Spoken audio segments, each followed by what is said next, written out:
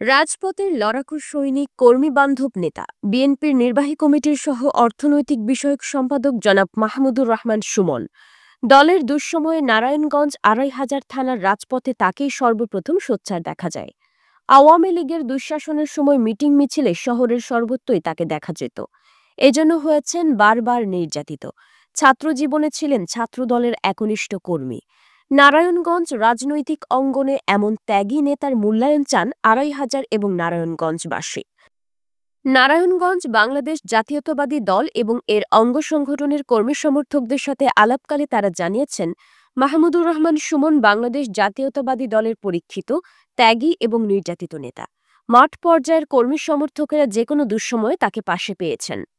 তারা আরও জানিয়েছেন, কর্মীবান্ধব, ত্যাগী এবং পরীক্ষিত নেতা মাহমুদুর রহমান সুমনকে রাজনৈতিকভাবে মূল্যায়নের এখনই সময়।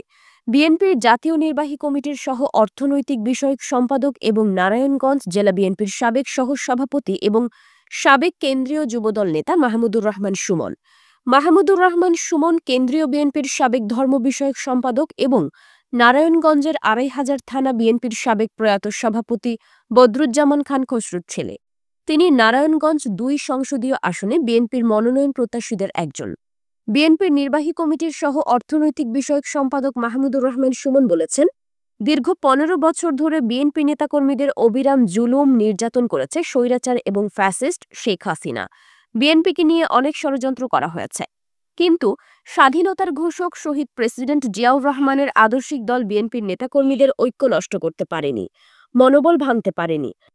তৃণমূলের স্পন্দন এবং গণমানুষের নেতা দেশনায়ক তারেক রহমানের নেতৃত্বে বিএনপি নেতাকর্মীরা ফিনিক্স পাখির মতো জেগে উঠেছে।